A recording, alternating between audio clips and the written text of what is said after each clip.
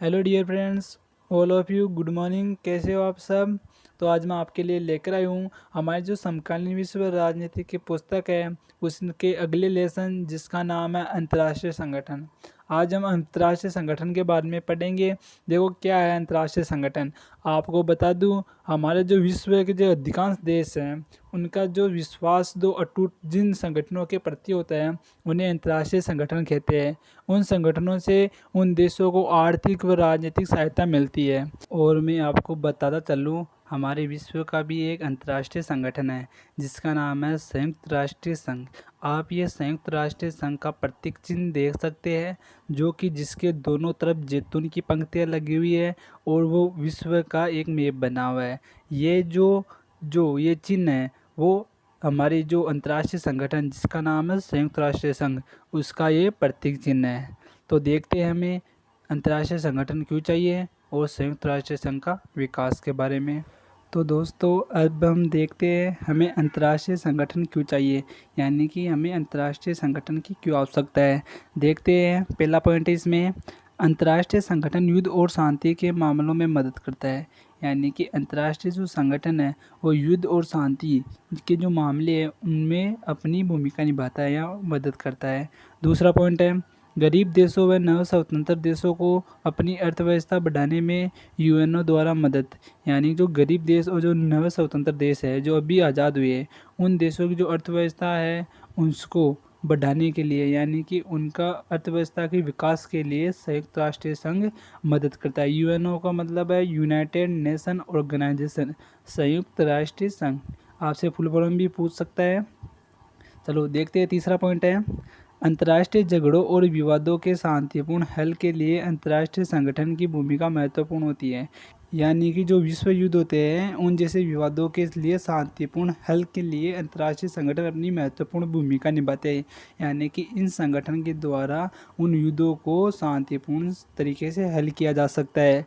चौथा पॉइंट है, राष्ट्रों के सामने कुछ ऐसे मामले आ जाते हैं जिन्हें साथ मिलकर ही हल किया जा सकता है, जैसे महामारियाँ, ग्लोबल वार्मिंग। यानी कि कुछ मामले ऐसे भी आ जाते हैं पूरे विश्व के सामने जिसको साथ मिलकर सारे विश्व उस मामले को हल कर सकता है। जैसे कि बाढ़ 2019, 20, 21 के अंदर जो महामारी चली, जो कोविड-19 चला, उसको मिलकर पूरे विश्व ने रोका। और इसी तरह ग्लोबल वार्मिंग है, यानी कि ग्लोबल वार्मिंग का मतलब है विश्व का तापमान बढ़ने से, उसको रोकने के लिए सभी देशों का एक साथ होना आवश्यक है। इसलिए अंतर्राष्ट्रीय संगठन की आवश्यकता होती है। अगला हमारा पॉइंट है संयुक्त राष्ट्रीय संघ का विकास।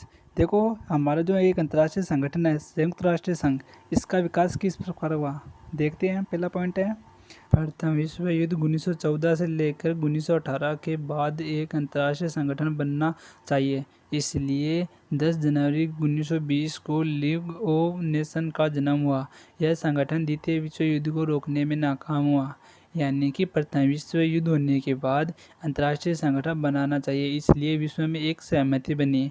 उसके बाद 10 जनवरी 1920 को लीग ऑफ नेशन का जन्म हुआ। देखो लीग ऑफ नेशन ये एक अंतर्राष्ट्रीय संगठन है, उसकी स्थापना की गई 10 जनवरी 1920 को, परंतु यह संगठन द्वितीय विश्व युद्ध को नहीं रोक सका। यानी कि ये जो संगठन बनाया हुआ था उसने द्वितीय विश्व युद्ध को रोकने में नाकाम हुआ। दूसरा पॉइंट है, द्वितीय विश्व युद्ध के बाद लीग ऑफ नेशन के उत्तराधिकारी के रूप में 24 अक्टूबर 1945 को संयुक्त राष्ट्र संघ यूएनओ की स्थापना की गई और 51 देशों ने इस घोषणा पत्र पर हस्ताक्षर किए। यानी कि द्वितीय विश्व युद्ध होने के बाद में जो हमारा जो पहले का अंतर्राष्ट्रीय संगठन था, कौन सा, लीग ऑफ नेशन, उसके उत्तराधिकारी के रूप में संयुक्त राष्ट्र संघ की स्थापना की गई। कब, 24 अक्टूबर 1945 को। आपको संयुक्त राष्ट्र संघ की स्थापना के बारे में पूछ सकते हैं। उसकी स्थापना हुई थी 24 अक्टूबर 1945 को और इस संगठन में 51 देशों ने मिलकर घोषणा पत्र पर हस्ताक्षर कर इस संगठन की स्थापना की। तीसरा पॉइंट है, वर्तमान में 193 सदस्य देश यूएनओ में शामिल है तथा इसका 193वां सदस्य दक्षिणी सूडान है। यानी कि वर्तमान में 193 यूएनओ के सदस्य हैं और इसका 193वां सदस्य दक्षिणी सूडान है। ये भी आपसे पूछ लिया जाता है। अब देखते हैं हमारा अगला पॉइंट। इसमें लगभग सभी स्वतंत्र देश शामिल हैं। इसमें सुरक्षा परिषद में 5 स्थायी सदस्य देश अमेरिका, रूस, ब्रिटेन, फ्रांस और चीन है। यह देश द्वितीय विश्व युद्ध के बाद ज़्यादा ताकतवर थे। यानी कि जो यूएनओ है, संयुक्त राष्ट्र संघ है, उसमें लगभग सभी स्वतंत्र देश शामिल है। और इसकी जो यूएनओ की जो एक अंग है सुरक्षा परिषद, उसमें 5 स्थायी सदस्य हैं। जो द्वितीय विश्व युद्ध हुआ उसके बाद जो ताकतवर देश उभरे वह इसके स्थायी सदस्य हैं। अब देखते हैं हम संयुक्त राष्ट्र संघ की संरचना के बारे में, यानी कि संयुक्त राष्ट्र संघ की संरचना किस प्रकार है। इसके अंग देखते हैं कौन कौन से इसके प्रमुख अंग है। पहला है सुरक्षा परिषद। देखो पहला पॉइंट दिया है सुरक्षा परिषद में 15 सदस्य होते हैं। यानी कि सुरक्षा परिषद में 15 सदस्य होते हैं। दूसरा है जिसमें 5 स्थायी व 10 अस्थायी सदस्य देश शामिल है। 5 स्थायी सदस्य अमेरिका, रूस, ब्रिटेन, फ्रांस और चीन है। इन देशों को वीटो निषेधाधिकार प्राप्त है।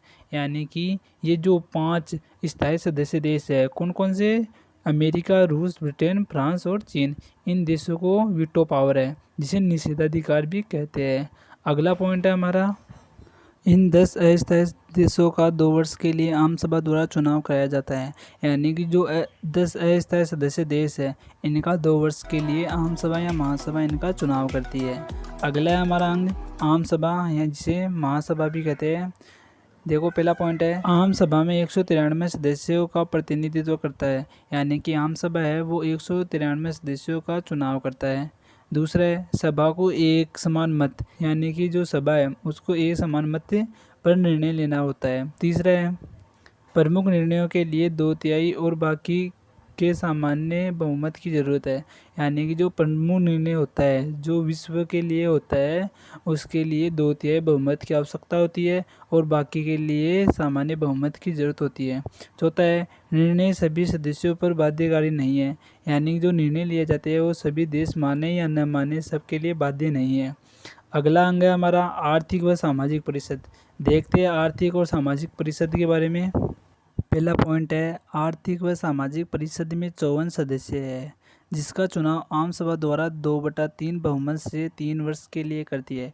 यानी कि इसमें 54 सदस्य है जिनका चुनाव आम सभा या महासभा 2/3 बहुमत से 3 वर्ष के लिए इनका चुनाव करा जाता है।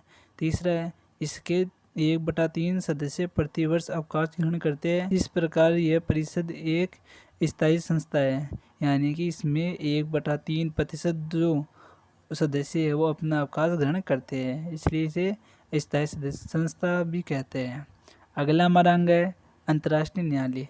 देखो अंतर्राष्ट्रीय न्यायालय देखते हैं। पहला है अंतर्राष्ट्रीय न्यायालय में 15 न्यायाधीश होते हैं, जिसका चयन आम सभा और सुरक्षा परिषद के द्वारा एक साथ किया जाता है। यानी अंतर्राष्ट्रीय न्यायालय में 15 न्यायाधीश होते हैं और उनका चुनाव सुरक्षा परिषद और आम सभा द्वारा किया जाता है। न्यायाधीशों का कार्यकाल 9 वर्ष का होता है। इसका मुख्यालय हेग नीदरलैंड में है। यानी कि जो न्यायाधीश होते हैं उनका कार्यकाल 9 वर्ष का होता है और अंतर्राष्ट्रीय न्यायालय हमारा हेग नीदरलैंड में है। अगला अंग है सचिवालय। पहला पॉइंट है इसमें अन्य प्रमुख संगठनों के कार्यों के लिए अंतर्राष्ट्रीय स्टाफ, यानी कि अन्य अंतर्राष्ट्रीय संगठनों के लिए एक स्टाफ तैयार करता है। इसका प्रधान महासचिव होता है, जिसकी नियुक्ति सुरक्षा परिषद की सलाह पर आम सभा 5 वर्ष के लिए करती है। यानी कि इस संगठन का जो प्रधान होता है वो महासचिव होता है और उसकी नियुक्ति आम सभा द्वारा 5 वर्ष के लिए की जाती है। अगला अंग हमारा न्यायचिता परिषद। इस परिषद का उद्देश्य 11 ट्रस्ट क्षेत्रों के प्रशासन की देखभाल करना। 1994 तक यह सभी ट्रस्ट स्वतंत्र हो चुके थे, अर्थात यह स्थगित हो गया था। यानी कि यह जो परिषद है उसको 11 ट्रस्ट क्षेत्रों के प्रशासन की देखभाल करना था, परंतु 1994 में सभी जो ट्रस्ट थे वो स्वतंत्र हो चुके थे, जिसके बाद ये जो अंग है वो स्थगित, यानी कि ये अंग समाप्त हो गया था। तो दोस्तों आज हमने संयुक्त राष्ट्र संघ के विकास के बारे में देखा, इसकी क्यों आवश्यकता पड़ी उसके बारे में देखा और इसके संरचना के बारे में देखा। अगर दोस्तों हमारा वीडियो आपको अच्छा लगा तो अपने दोस्तों को ज़रूर शेयर करें, उनको भी मदद मिल सके। और अगर आपको हमारा चैनल अच्छा लगा तो उसको सब्सक्राइब करना ना भूलिए। तो मिलेंगे हम अपने अगले पार्ट में, तब तक के लिए धन्यवाद।